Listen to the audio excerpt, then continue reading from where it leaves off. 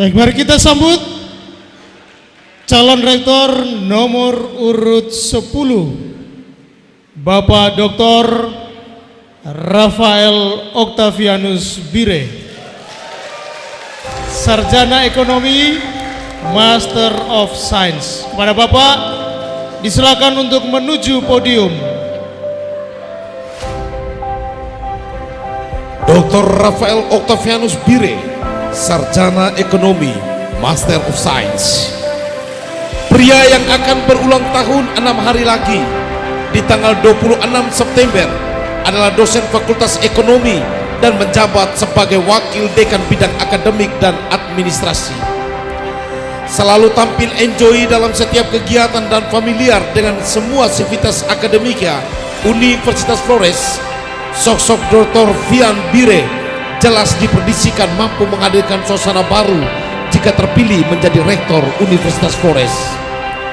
Pria yang memiliki hobi dalam dunia olahraga dan dekat dengan kaum muda, seolah menjadi angin segar untuk mahasiswa dan mahasiswi Universitas Flores dalam menghidupkan unit kegiatan mahasiswa dalam berbagai aspek sebagai ruang dan panggung kreasi dalam pengembangan diri.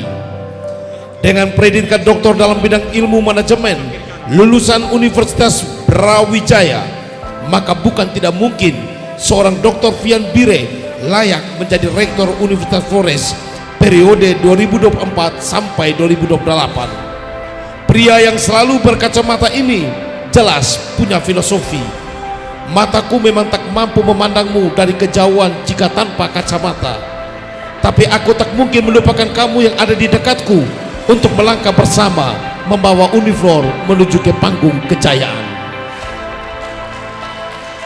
Oke, demikian profil dari calon rektor nomor urut 10. Kepada Bapak Dr. Fian, kesempatan pertama 15 menit untuk memaparkan visi, misi, dan program kerja. Waktu dihitung mulai Bapak berbicara. Oke, setelah pertama, selamat siang untuk kita semua. Assalamualaikum, salam sejahtera, salam Pancasila. Oke, di slide-nya saya mulai dari visi dan misi. Visi universitas menjadi universitas unggul, terpercaya sebagai mediator budaya. Saya menambahkan rujukan. Kenapa saya hanya menambahkan kata rujukan dalam acuan visi dan misi ini? Visi ini, karena menurut saya perspektif dari kata rujukan itu sangat luas. Mimpi saya nantinya adalah universitas kita tercinta ini setelah 43 tahun berdiri menjadi tempat, menjadi pola acuh bagi siapa saja yang datang di Flores. Jadi ketika kita ke Flores tanya tentang apa? Tanya tentang Tridharma perguruan tinggi, tanya tentang data, tanya tentang laboratorium kemasyarakatan, tanya tentang kewirausahaan. Oh, gampang. Kita ke Flores, kita pergi ke universitas yang bagus di sana, Universitas Flores. Karena selama ini sudah 43 tahun kita berdiri, kita belum sampai ke kelas yang seperti ini. Dengan kondisi 4 tahun yang dibebankan kepada setiap calon rektor, ini menjadi sesuatu yang indah ketika kita bisa mewujudkan hal ini. Next. Di misi pun, karena saya hanya melekatkan, hanya menambahkan kata rujukan, saya melengkapi 2 hal dari pelaksanaan kata rujukan sebagai universitas rujukan ini. Pertama, kita harus dilengkapi dengan pusat data yang baru, yang bagus. Ini bukannya tidak ada selama ini, tanpa mengurangi rasa hormat saya kepada teman-teman di EDP dan kita semua. Bukannya tidak ada, sudah ada, tetapi pusat data yang komprehensif itu belum ada, harus kita akui. Kemudian yang kedua, saya menambahkan pusat studi. Kita mengembangkan pusat studi. Kenapa? Pusat studi ini menjadi kajian bagi kita. Pembelajaran modern sekarang ini bukan pembelajaran berdasarkan textbook, tapi pembelajaran dihasilkan dari riset pengabdian masyarakat dan pengembangan ilmu yang lebih arahnya lebih ke implementasi. Sehingga dua itu memang saya masukkan. Dan adapun pemaparan visi misi ini nanti saya lengkapi dengan kajian SWOT analisis. Kajian SWOT analisis ini untuk menjadi dasar bagi nanti kita ketika terpilih nantinya, ketika saya buat program itu saya dasarkan dari kajian analisis SWOT. Walaupun kajian ini sifatnya masih sangat-sangat sederhana, kalau yang lebih yang lebih teknisnya itu nanti di setiap bagian, di setiap unit, di setiap program studi itu membuat kajian yang sama sehingga lebih tajam lagi. Nah, ini latar belakang. Saya tidak mau mengulang banyak data yang sudah disinggung oleh beberapa kandidat rektor, 9 kandidat rektor sebelumnya. Kita berkembang, iya, ini kenyataan ini. Ceritanya bahwa selama 43 tahun kita berkembang. Kalau tidak berkembang, tidak mungkinlah kita sampai pada posisi seperti ini. Dari satu program studi, satu fakultas, sampai sekarang 16 program studi, satu program magister, plus satu program profesi.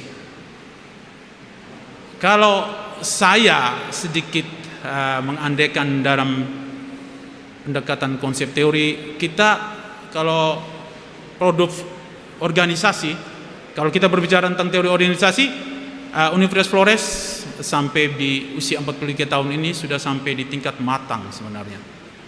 Jadi dari pertumbuhan, perkembangan, perkenalan pertumbuhan perkembangan sampai ke tingkat matang gitu loh. Justru tantangannya ada di sini nih. Dari sisi strategis, ketika sudah sampai matang hanya ada 2 pilihan. Turun, berhenti, atau meningkat. Tentu saja disertai dengan untuk meningkat itu atau mempertahankan itu disertai dengan pendekatan kreatif dan inovasi. Oke. Ini fenomena kekinian. Ini yang sekarang kita hadapi di Universitas Flores. Sama seperti beberapa teman-teman lainnya, inilah enaknya kalau jadi orang ke-10. Jadi teman-teman lainnya dari awal sudah bercerita tentang SOP. Ini belum atau rata tidak semua badan unit program studi di Universitas Flores ini memiliki SOP. Seandainya ada pun itu belum dijalankan. Kemudian selain SOP ada 3 masalah besar, 3 fenomena besar yang saya mau potret. Pertama adalah yang kedua, pertama SOP, yang kedua kita berbicara tentang bagaimana siklus manajemen tidak pernah dibuat di universitas tercinta ini. Berhenti kita berbicara tentang yang namanya pengukuran kinerja. Berhenti kita berbicara tentang yang namanya segala macam hal mimpi yang indah. Hal yang mendasar dari konsep manajerial, siklus manajemen aja kita tidak pernah buat kok. Sudah 43 tahun loh. Kenapa? Kita tidak pernah membuat yang namanya perencanaan. Kita tidak pernah membuat yang namanya organizing. Apalagi sampai ke tingkatan pengawasan. Ketika pengawasan itu berakhir, kita akan memperbaiki di tahun berikutnya dengan perencanaan baru. Perencanaan yang sudah kita buat selama ini harusnya dibuat berdasarkan konsensus bersama. Hanya selama ini dibuat berdasarkan kebiasaan. Tanpa mengurangi rasa hormat saya kepada teman-teman yang direktorat, misalnya kalender akademik, idealnya itu kan harus berdasarkan urung rembuk bersama nih dari para kepro yang dikumpulkan. Selama setahun kita mau buat apa nih?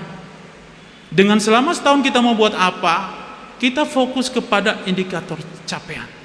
Jadi ketika akhir tahun kita berbicara tentang you nggak punya kinerja,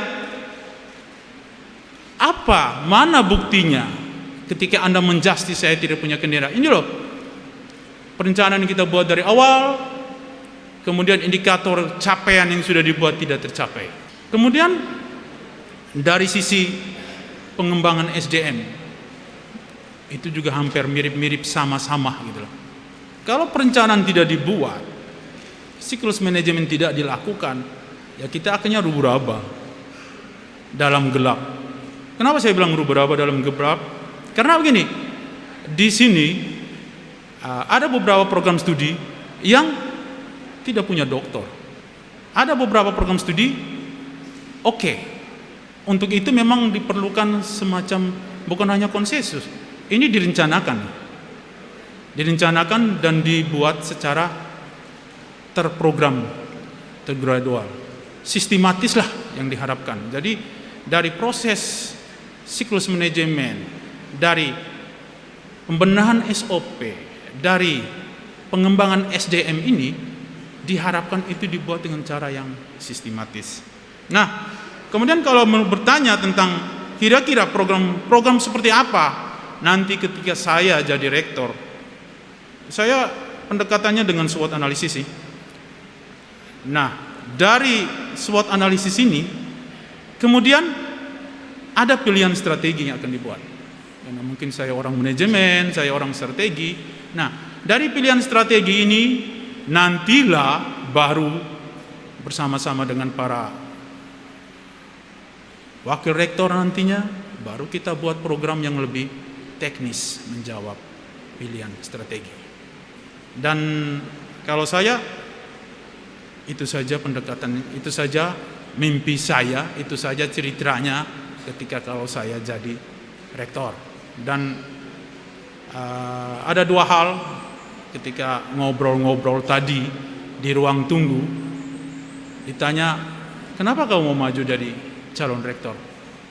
Saya cuma berpikir satu hal, saya sudah 23 tahun di sini, saya tidak perlu bertanya apa yang Universitas Flores sudah buat kepada saya. Tetapi saya tanya diri saya sendiri, apa yang saya sudah buat sebagai dosen ke universitas tercinta itu. Sekian dan terima kasih, dan saya percaya mungkin nanti berkembang dalam proses dialog kita. Terima kasih. Oke, terima kasih untuk Pak Dr. Fian untuk presentasinya. Kita lanjut ke sesi tanya jawab. Untuk kesempatan pertama saya undang Bapak Doktor untuk mengambil gulungan kertas yang ada di tabung ini. Baik, di tangan saya sudah ada pertanyaan. Waktu untuk calon menjawab 3 menit. Setelah saya selesai membacakan pertanyaan dan calon mulai menjawab. Kurikulum Merdeka Belajar Kampus Merdeka atau MBKM menekankan tentang pembelajaran aktif, mendorong partisipasi mahasiswa dengan metode pembelajaran yang dianjurkan adalah metode pembelajaran pemecahan kasus dan metode pembelajaran kelompok berbasis proyek. Pelaksanaannya ditujukan untuk terpenuhinya karakteristik proses pembelajaran yang interaktif, holistik, integratif, saintifik, kontekstual, tematik, efektif, kolaboratif, dan berpusat pada mahasiswa. Bagaimana implementasi pembelajaran aktif yang akan dikembangkan oleh Bapak, terutama memastikan kesiapan perangkat pembelajaran semua dosen sudah memenuhi karakteristik pembelajaran yang disarankan tadi. Silakan menjawab. Oke, terima kasih. Ada dua jawaban saya ketika Pak moderator menanyakan hal ini. Pertama, sebenarnya konsep pembelajaran Merdeka Belajar Kampus Merdeka ini didasarkan kepada pengembangan kompetensi individu gitu. Nah, kurikulum sebelumnya itu kan pengembangan konsep pribadi secara keilmuan, kental keilmuan. Dan di Universitas Flores ini karena kebetulan saya di bidang akademik dan ada dua hal sehingga kadang-kadang masih terhambat dalam implementasinya. Pertama, gagal mengerti tentang konsep, gagal dalam implementasi. Itu garis besarnya. Yang kedua, saya mau bercerita bahwa semester kemarin saya dipercayai oleh ketua program studi manajemen S1 manajemen. Itu Bapak yang kumis-kumis itu. Dia mempercayai saya untuk mengajar mata kuliah studi kelayakan bisnis. Saya lihat dia punya capaian pembelajarannya. Saya lihat semua perangkat dasar kurikulumnya studi kelayakan bisnis itu. Terus saya memutuskan satu hal. Saya akan bercerita kepada anak-anak tentang konsep besar mata kuliah ini. Setelah itu kita kuliah proyek.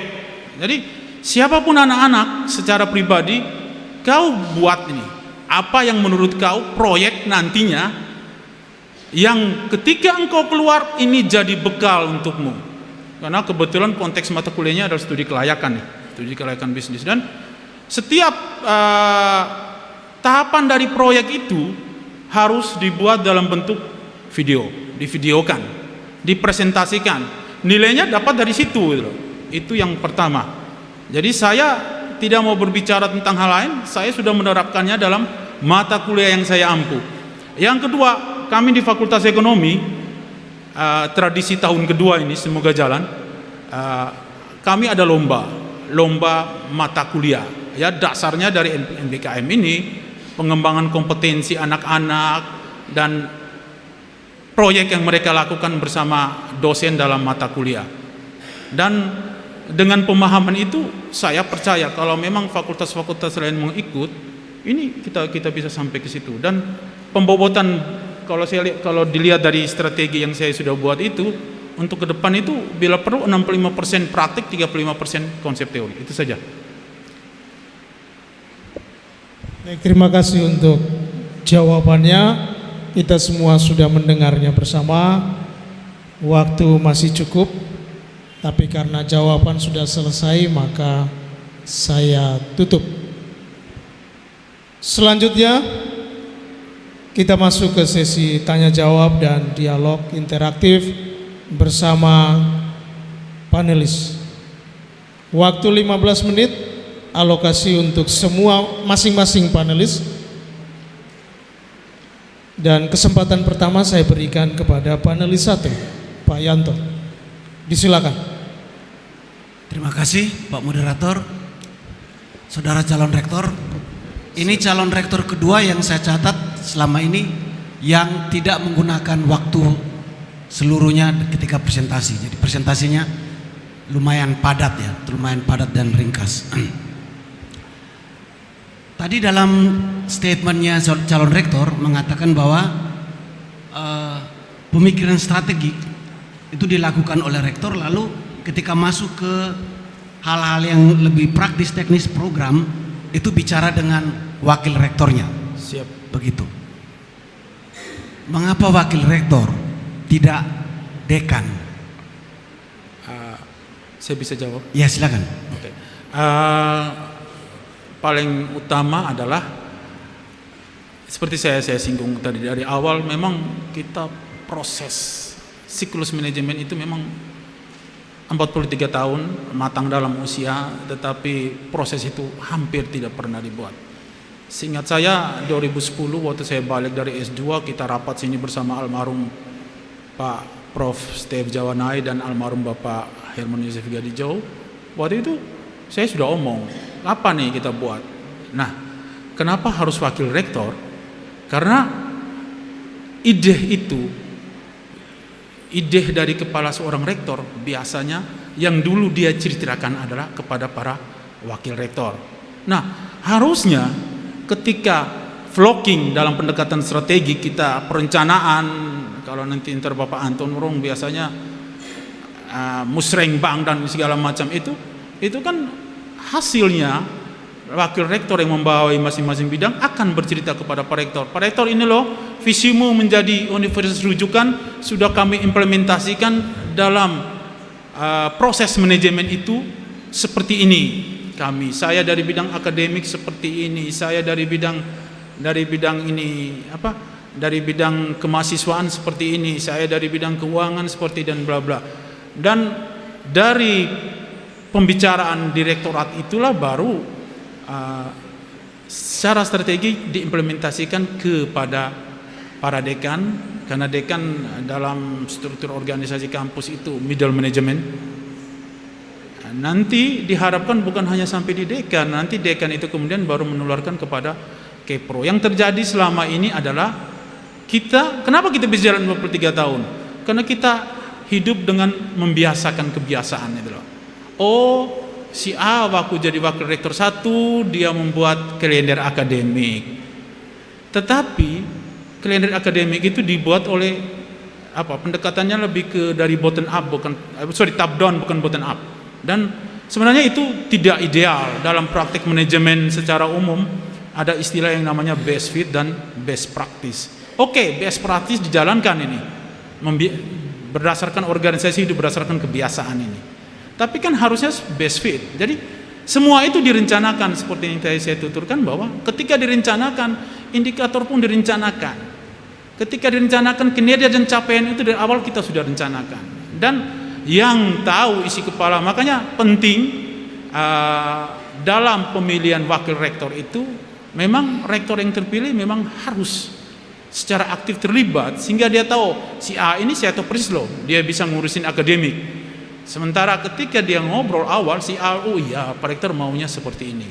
Karena memang implementasi visi itu dalam jajaran-jajaran tertentu itu kan, saya mengelompokkan rektor dan wakil rektor ini sebagai thinker sih sebenarnya.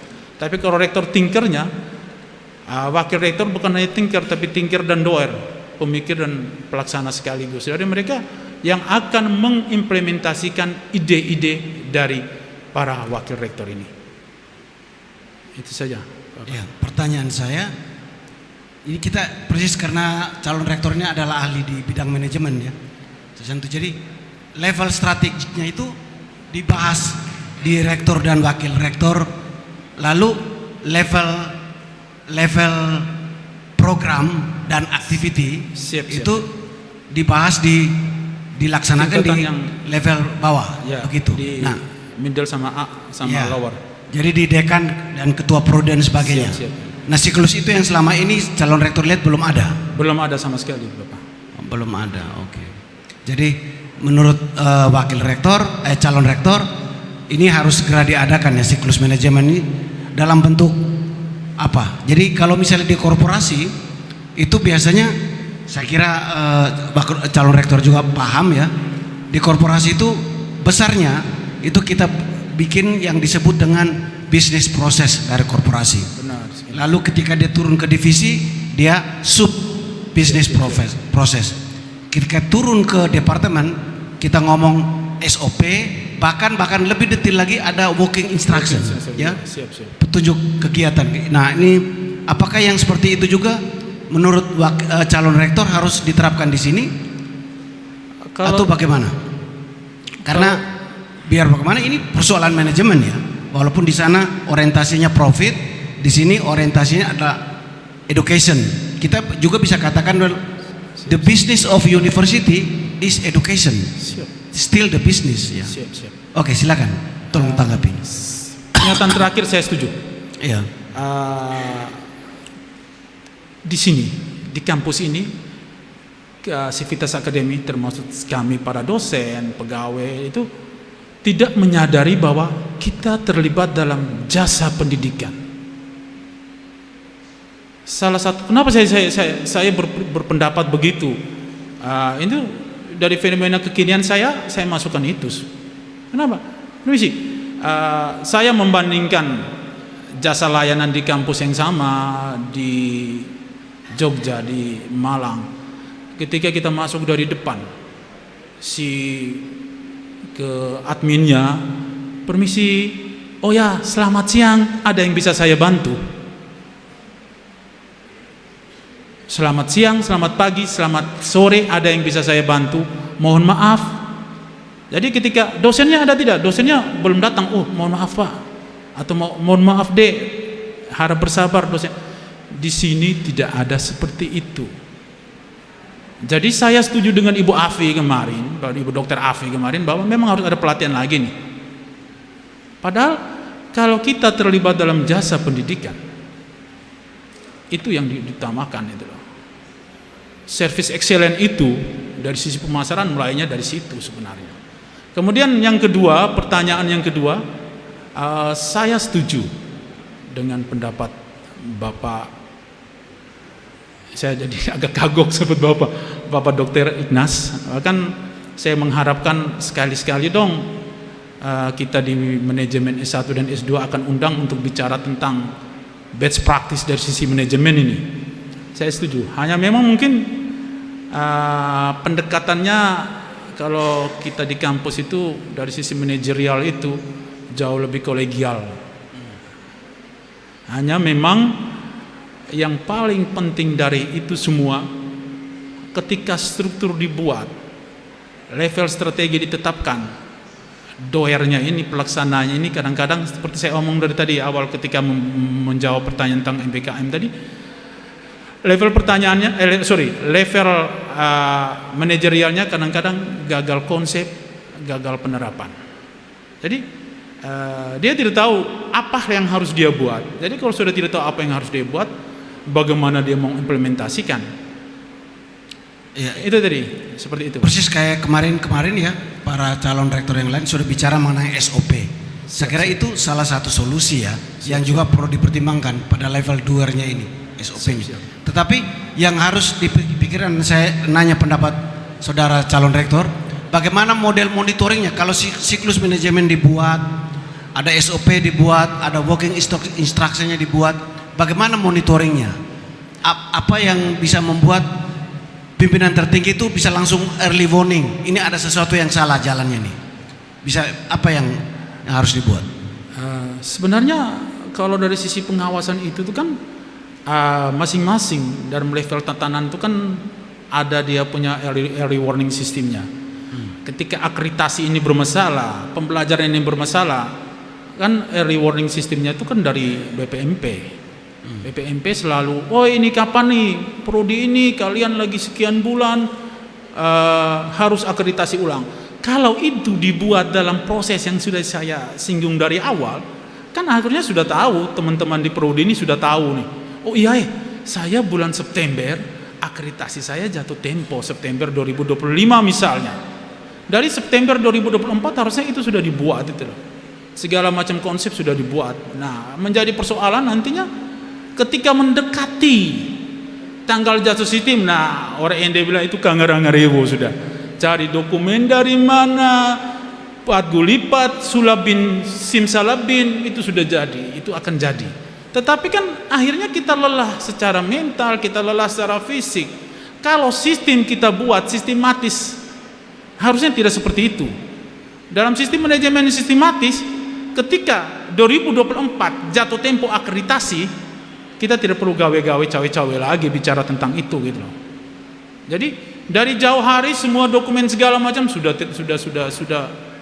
bisa, sudah ada, sudah siap. Jadi ketika harinya tinggal kita itu salah satu contoh ketika kita berbicara BPMP, kita berbicara tentang misalnya di riset.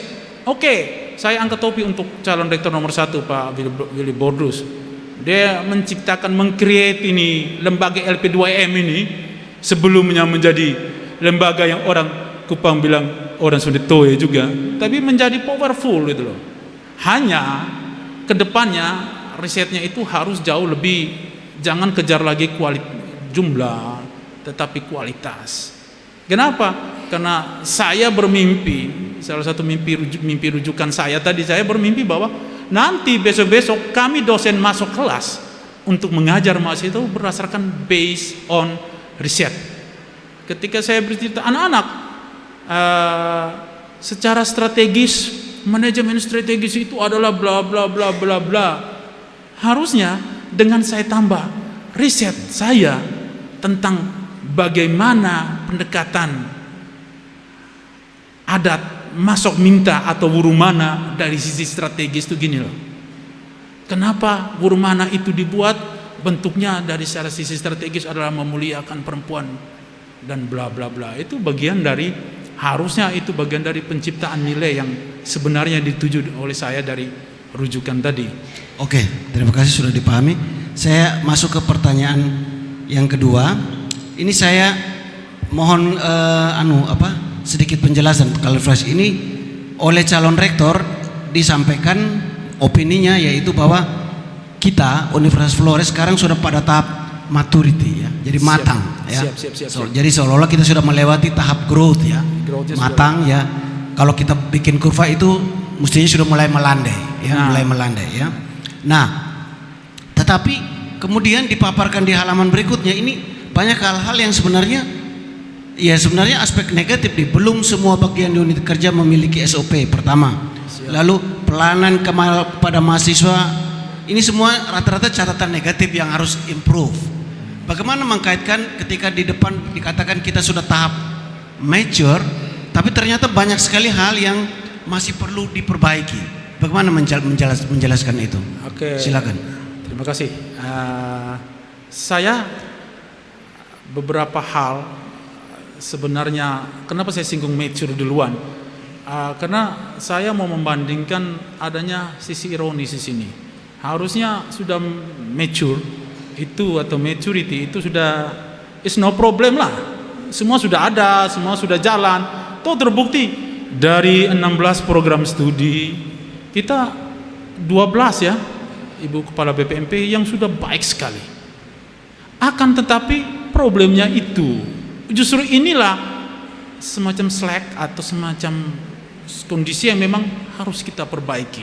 Dan saya takut itu loh. Saya takut dari sisi manajerial itu kan, ketika mature kita cuma satu pilihan sebenarnya, menurun. Nah, kondisi sekarang itu kita lagi kondisi mulai menurun nih sebenarnya. Alasan utama secara global kita punya sebanyak saingan. Alasan utama segala global orang mulai membuka perspektif baru tentang pembelajaran. Alasan utama secara global begitu banyak hal-hal yang membuat kita menurun. Tetapi saya percaya termasuk 3 hari kita berkegiatan di sini bagian dari sisi kreatif dan inovasi yang memang harus dibuat oleh lembaga ini supaya proses penurunan itu menjadi proses untuk mengenalan kembali itu loh. Kalau dulu Universitas Flores menciptakan hampir 21.000 lebih alumnus yang menjadi penggerak pembangunan masyarakat, sekarang 15 detik kreatif dan inovatifnya itu yang harus ditekankan supaya kita rebound kembali, kita meningkat kembali, kita mengikuti proses awal kembali dalam organisasi itu. Dan memang hanya itu membuat kita bisa kembali untuk meningkat kreatif dan inovasi daripada dosen. Itu saja. Oke, terima kasih, waktunya sudah habis. Oke, waktu selesai. Yang tepuk tangan pasti dari manajemen. Kita lanjut ke panelis yang kedua. Ibu Sri, disilakan. Saya ingatkan lagi menggunakan waktu secara efisien mungkin supaya proses bisa lebih dielaborasi dengan lebih bagus. Kepada Ibu Sri, disilakan. Baik, terima kasih moderator atas kesempatan yang diberikan. Bapak calon rektor yang saya hormati. Selamat siang, Bu. Ya, saya membaca makalah Bapak ya. Pada saat ini panelis mencermati visi, misi, dan program calon rektor. Siap, Bu. Ya, saya bolak-balik di sini. Tidak ada program. Ya, itu. Kemudian ini ya, programnya tidak ditemukan. Ya, dari penjelasan Bapak nanti programnya dibicarakan dengan wakil-wakil rektor. Ya, tadi ya, kalau tidak salah pendengar saya. Ya. Di sini Bapak tawarkan visi pribadi, ya. Siap, Bu. Visi pribadi di sini yang saya sangat terganggu adalah pengembangan Universitas Flores kampus mediator budaya yang unggul di kawasan Indonesia Timur. Oh iya. Ya. Itu ini ya, saya teruskan. Ini tuntutan dengan peraturan menteri saat ini. Ini bahwa di indikator kinerja utama perguruan tinggi baik negeri maupun swasta itu harus mencapai program studi yang internasional. Sementara Bapak mau kalau terpilih jadi rektor ini hanya di kawasan Indonesia Timur. Itu mungkin Bapak bisa berikan pandangan dulu. Oke, terima kasih banyak ini. Jadi ketika orang dalam yang tanya, saya keringat langsung. Kenapa? Karena tahu isi perutnya kita. Ya, terus kenapa saya tidak unggul sih di internasional? Go internasional ya Ibu Sri ya. Mohon maaf. Kenapa saya tidak? Pertama, kita hanya punya 4 tahun untuk mencapai itu. Yang kedua, saya percaya proses. Saya orang manajemen, saya percaya proses. Jangan berbicara tentang go internasional. Kita input saja, kita masih nasional kok. Ketika Universitas Gadjah Mada misalnya, World Class Research University, iya, mereka tes awal aja pakai TOEFL, TPA-nya juga sudah jelas, terstandarisasi, terus kemudian proses di dalamnya juga dengan penggunaan begitu banyak sarana pendukung yang memang untuk go internasional itu loh, blended language pakai Inggris dan Indonesia. Kita mungkin kena media terbudaya. Kalau saya terus terang, saya salah satu yang tidak masalah ketika kita harus mengajar dengan menggunakan bahasa Inggris, tetapi ketika saya mengajar dan audiens saya menganga, itu kan juga tidak cocok, tidak sesuai itu loh konteksnya, pendekatannya. Jadi bukannya saya alergi dengan go internasional, mari gitu loh, gitu. Tapi saya lebih realistis itu loh, saya lebih realistis dan saya menambahkan rujukan itu loh. Kenapa? Unggul dan terpercaya di dalam konteksnya itu sudah ada dari hasil pemikiran almarhum Prof. Steve Jawana dan teman-teman yang lain mengatakan unggul dan terpercaya sudah ada itu loh. Kemudian role model kita unik. Ketika saya orang strategi Bu Sri. Jadi ketika uniknya itu apa di media terbudaya ini. Tetapi yang go internasional bukannya saya tidak menaati ikut dari kementerian itu, tetapi saya lebih realistis ketika melihat kondisi seperti itu. Inputnya nasional, proses pembelajarannya Indonesia dan bahasa daerah, terus hasilnya kita mengharapkan go internasional, berarti saya mengkhianati apa yang saya yakini dari S1 waktu ambil S1 manajemen, bahwa manajemen itu perlu proses. Dan saya no untuk itu saya enggak, saya tidak tahu apa yang besok akan terjadi. Jadi rektor itu struktur. Tetapi integritas saya sebagai ilmuwan, ketika saya merasa bahwa kita belum sampai ke situ, saya tidak akan masukkan itu. Itu mimpi yang terlalu tinggi itu. Walaupun memang kita tidak dilarang untuk bermimpi yang tinggi. Menjadi visioner itu tidak ada larangan, tetapi menjadi tukang mimpi itu yang jadi soal.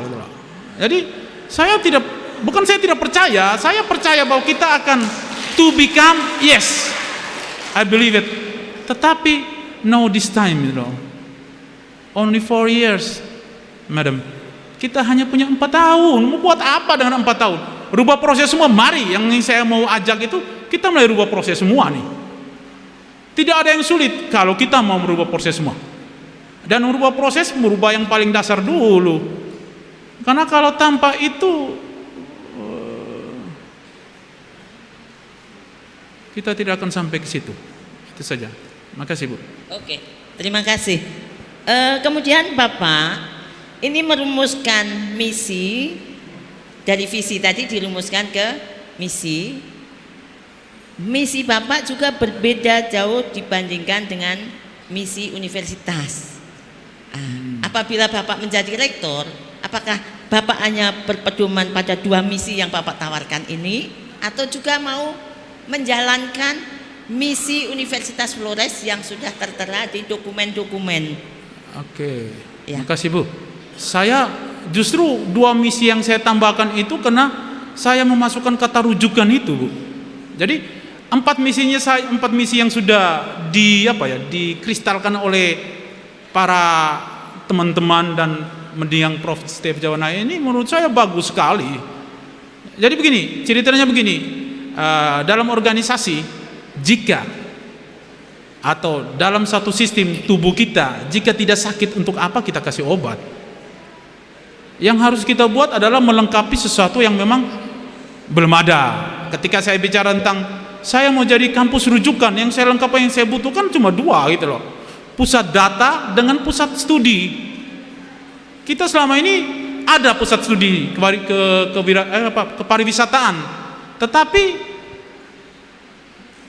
apa sudah jalan dengan baik? Apa sudah jadi rujukan? Ketika orang bicara tentang kepariwisataan di Flores, apakah pusat studi kepariwisataan Universitas Flores itu diajak urung rembuk dan atau berbicara? Karena memang tingkatnya, capaiannya sudah, levelnya sudah berbeda, kan belum.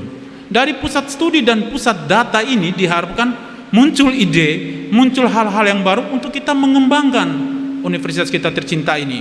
Mungkin dari pusat studi kemudian dibuatkan program studi, entah itu di tingkatan S1 atau S2.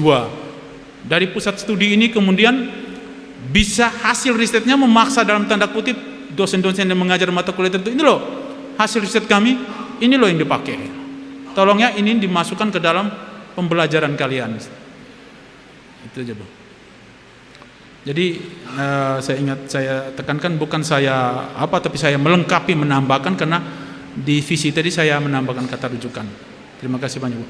Baik, terima kasih. Tadi Bapak, kalau tidak saya dengar bahwa tidak pernah membuat perencanaan, ya. Benar sekali, Bu. Sementara di dalam menjalankan lembaga ini itu sudah ada rencana strategi, rencana operasional, baik itu di tingkat universitas, ada di tingkat fakultas. Terus apakah itu tidak sebagai acuan kalau Bapak nanti menjadi rektor, sementara ini Bapak belum sempat untuk merubah rencana strategi universitas dan juga rencana strategi fakultas misalnya? Bagaimana menurut Bapak? Apa mau menjalankan program yang seperti apa? Bagaimana? Oke. Karena saya belum mendengarkan program yang ada di makalah ini, sama sekali tidak ada programnya, ataukah program yang dimaksud di sini Bapak samakan dengan strategi, kan sepertinya tidak juga. Ya. Oke. Mari. Terima kasih. Silahkan. Saya jawab pertanyaan urutan terakhir dulu.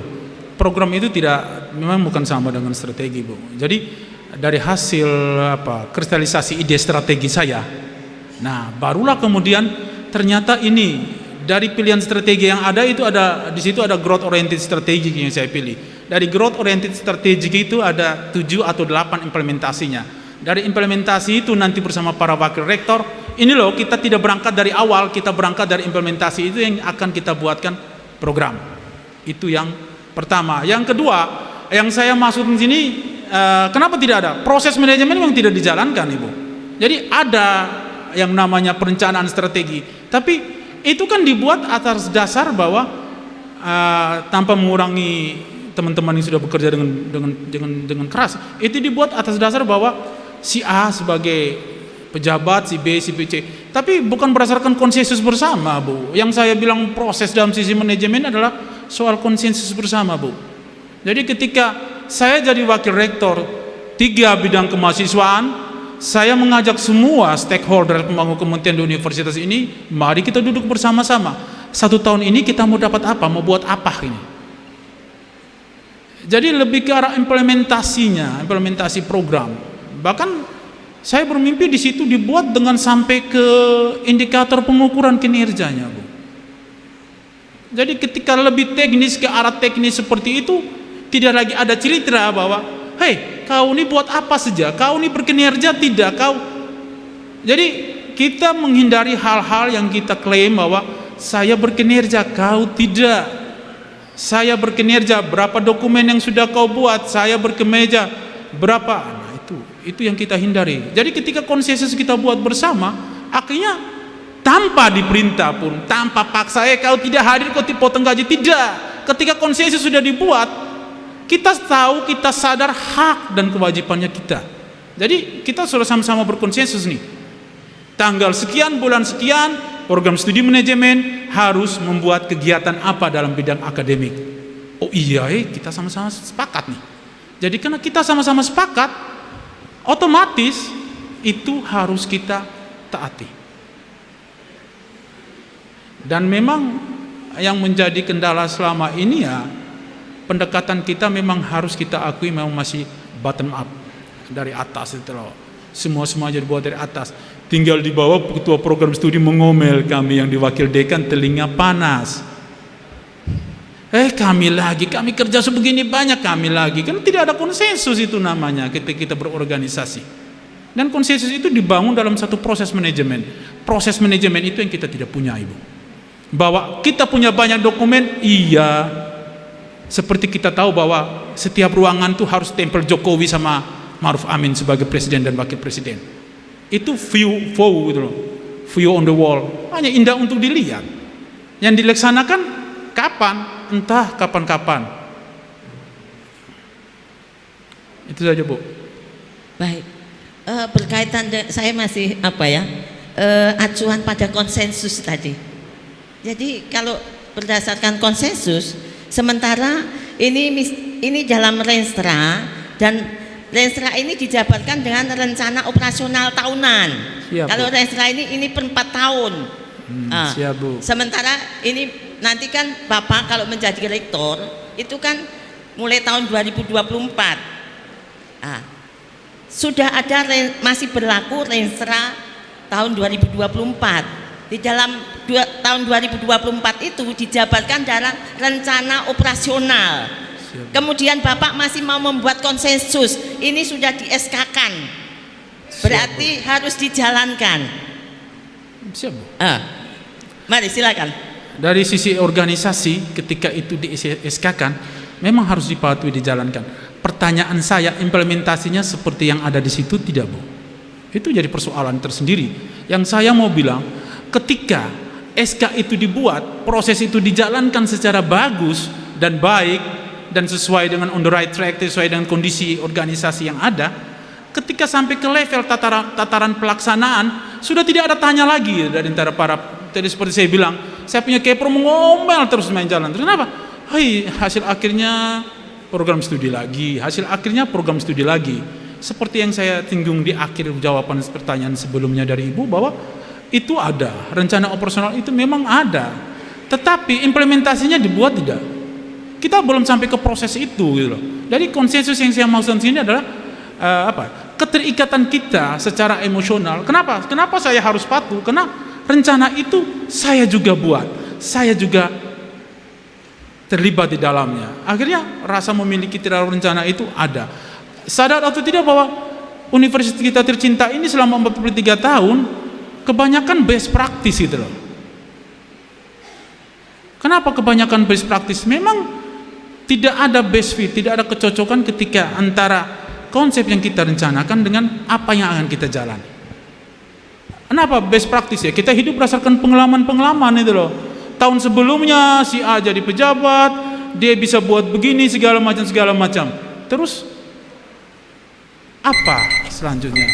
Saya mungkin Waktu orang selesai. strategi. Oke. Terima kasih. Oke. Jadi waktu untuk panelis 2 dan jawaban dan dialog sudah selesai. Kita lanjutkan ke panelis 3, Bapak Anton. Jadi saya ingatkan lagi untuk proses ini, gunakan waktu secara efisien baik untuk penanya atau panelis maupun calon supaya bisa menggunakan waktu 15 menit ini secara efisien. Silakan Bapak Anton.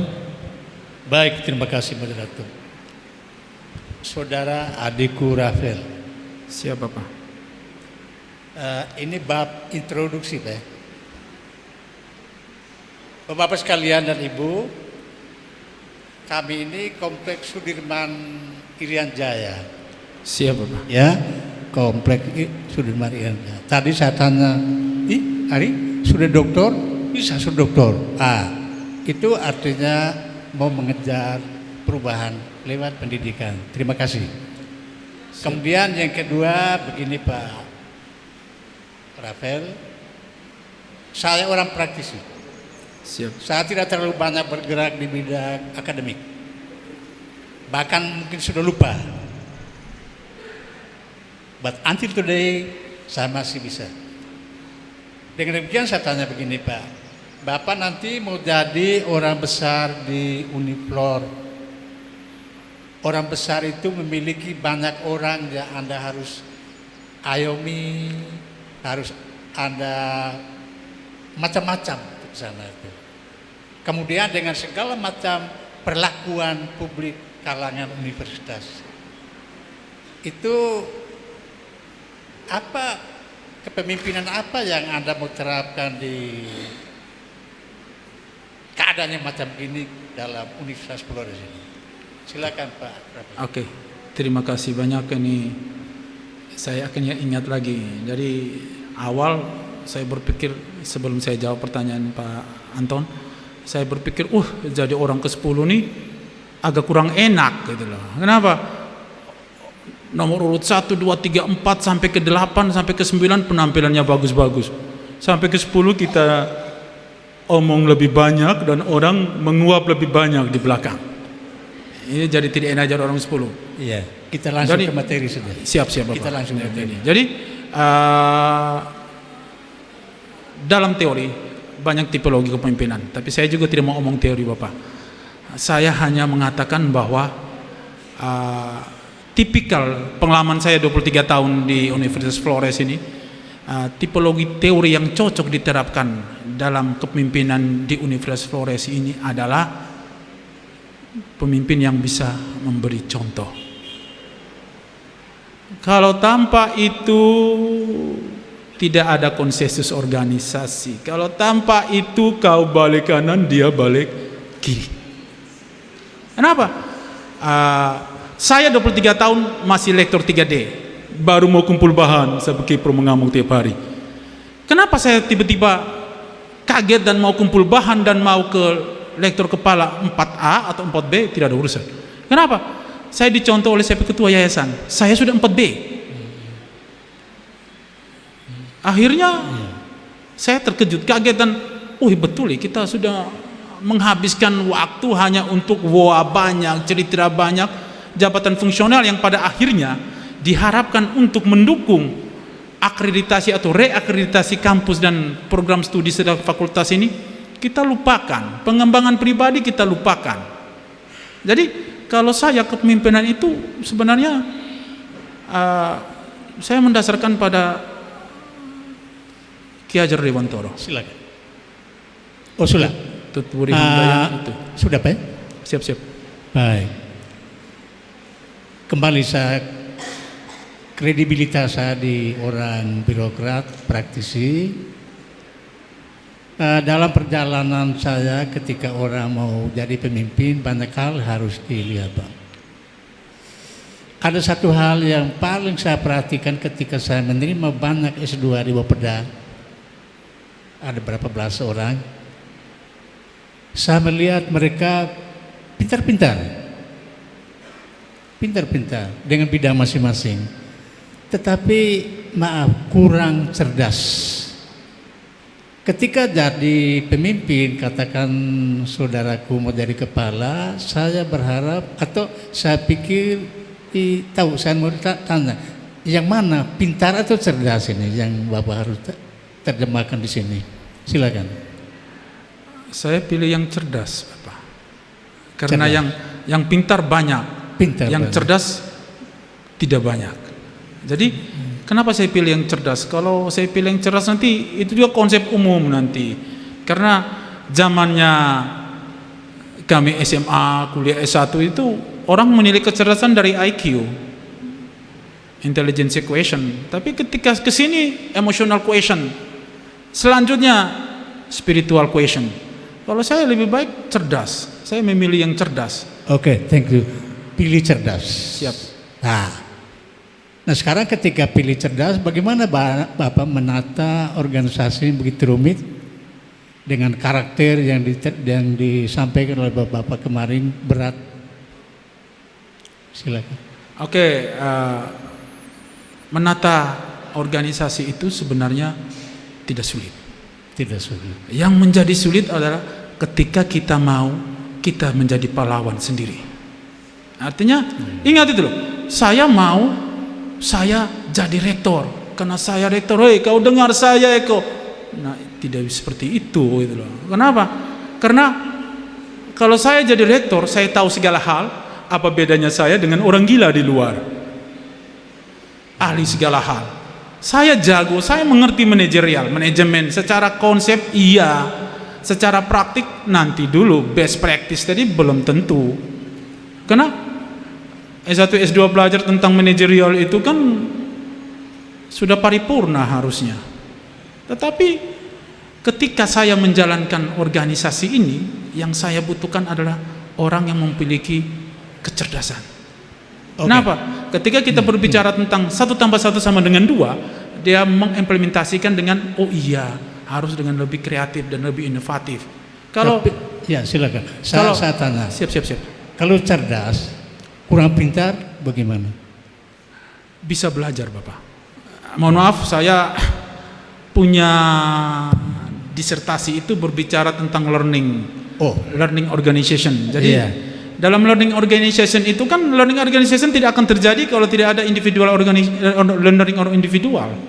Jadi organisasi belajar akan semakin cepat jika individu di dalam organisasi itu bisa belajar, dan saya yakin bisa Bapak, karena rata dosen ini S2 kok minimal untuk menjadi dosen. Jam terbang tinggi.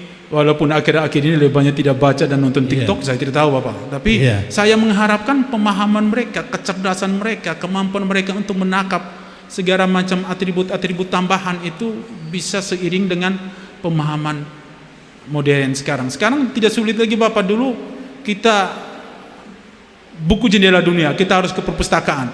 Ibu kepala perpustakaan karya eding kita pinjam buku tidak bawa pulang. Saya paling suka didenda karena pinjam buku, tapi sekarang sudah tidak lagi. Kecerdasan artifisial juga sudah mulai meningkat. Baik, saya paham.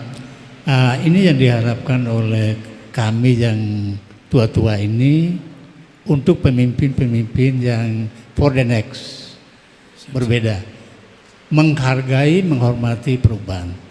Kalangan yang saudara akan pimpin nanti kalangan akademis, berbeda dengan saya, dengan masyarakat berbeda, ya. Sudah saya bisa tangkap Bapak punya kemauan untuk mengelola universitas ini. Yang berikut, saya orang berpendapat, saya cukup mengenai ini barang ini. Saya tanya sedikit saja, Pak apa tahu? Ya, nanti kita elaborasi bersama. Siap. Visi yang baik itu yang bagaimana itu? Saya jawab dari sisi apa nih Bapak? Kalau dari sisi pokoknya saya sebagai ilmu visi on science ya. Saya sebagai orang strategi, visi yang baik itu adalah visi yang bisa mengimplementasikan semua mimpi kita. Jadi ada jangkauan, ada capaian, ada tingkat waktu yang dibuat itu loh. Tetapi yang harus kita ingat ketika kita membuat visi itu, pertama pembahasannya jangan sampai rancu. Orang akhirnya bingung kita mau pergi kemana, orang juga tidak tahu. Dan kemudian selain pembahasan jangan sampai rancu, visi itu jelas mengimplementasikan semua kondisi yang bisa kita capai. Jadi mungkin pendekatan teman-teman dengan multidisiplin ilmu mungkin melihat visi itu dari sisi berbeda, tapi saya melihat visi dari sisi strategi yang saya pelajari selama ini seperti itu Bapak. Baik. Jadi ini kita saling mendalami Pak. Visinya adalah suatu keadaan atau kondisi yang ideal yang ingin diwujudkan oleh organisasi pada waktu yang akan datang. Jadi begini Pak calon rektor, yang baik itu menurut kami orang praktisi ya realistis. Benar sekali. realistis, mudah dicapai. You remember it? Mudah dicapai. Kemudian yang ketiga, membuat wargamu senang, menyemangati. Benar. Jangan aneh-aneh di dalam membuat visi itu. Ingat Gandhi dengan apa? Mewujudkan India merdeka. Dia Dengan ahimsa. realistis saja. Dia tidak mau beli pakaian dari orang Inggris. Dia pakai kain tenun. Ford. Visinya gampang sekali dia. Dia menghendaki supaya seluruh dunia, seluruh garasi auto di seluruh dunia ada auto Ford. It is realistis. Ya. Jadi begini, saya menghargai Bapak punya pikiran awal itu bagus. Hanya sasaran itu kalau tadi mau di dalam oleh Ibu Sri perlu ada program ya. Ini program you kerja di organisasi yang betul-betul nyata. Supaya BBO mereka tahu, oh programnya strateginya benar. Strategi itu strategi. Siap. Siasat. Bahasa Inggris siasat. Kalau Tapi program itu perlu. Ini saran untuk ke depan Pak. Siap, Pak Pak. terus jawab itu. Ya. siap Bapak. Baik. Saya rasa untuk Pak ini atau mau tambah ini. Bisa be? Tambah be? Kalau tambah di dalam visi Bapak itu saya lihat ada dosen melimpah. Benar sekali Bapak. Sementara SWOT analisisnya bagus sekali itu. Ya, dosen melimpah. Saya mau tanya itu ke arah peneliti. Jumlah peneliti itu yang bagus itu berapa terhadap 1 juta penduduk? Ini untuk kita saling mendalami. Oke. Ada banyak kriteria indikatornya Bapak. Tetapi dari saya secara pribadi, saya mengutip dari Webometrics, itu harusnya ideal itu harusnya 20/100 kepala, 20% itu ideal. Dan ketika 20% itu menciptakan daya dorong yang lebih baik. Iya. Tapi sayangnya Bapak, Sayangnya. di seluruh Flores, daratan Flores ini, saya belum berbicara yang lain, di seluruh daratan Flores ada beberapa kabupaten, hanya 1 kabupaten yang 2 tahun lalu mengajak kami dari Universitas Flores mengadakan riset pemasaran tentang brand pemasaran beras bayi, dan hasil riset yang kami rekomendasikan itu dia buat di Kabupaten Nagakeo Bapak. Padahal sebenarnya untuk kedepannya inilah sebenarnya dari kita tidak hanya berbicara tentang tentang kuantitas, tapi quality dari riset itu. Ketika riset itu bisa menghasilkan sesuatu yang menjadi percepatan atau menjadi lompatan, itulah riset yang sebenarnya. Tapi saya setuju bahwa 20% itu penting. Baik. Hanya memang mungkin negara-negara maju saja Bapak yang sampai ke situ, kita belum sampai ke situ. Ini informasi penting buat calon rektor, calon orang petinggi di sini, bahwa kemauan LIPI untuk seluruh universitas yang ada di Indonesia ini, itu jumlah peneliti ideal itu 90 Pak. Siap Bapak. Per 1 juta warga. Ya. Nah sekarang kita breakdown to here, kita ke sini. Itu jumlah peneliti yang ada di kita sini berapa itu? Harusnya 90. Idealnya seperti itu Bapak. Tapi kami di sini bahkan setiap dosen diwajibkan setiap tahun minimal punya 1 luaran hasil penelitian. Waktu selesai. Baik. Sampaikan. Jadi untuk sesi dengan panelis sudah selesai. Mari kita beri dukungan dan semangat untuk calon rektor Bapak Dr. Fian. Mari kita berikan dukungan dan semangat untuk Bapak calon rektor nomor urut 10. Nah setelah ini kita akan break, tapi saya izinkan dulu, saya minta Bapak calon rektor untuk kembali ke tempat semula. Ikut sini saja Pak, di situ sesak.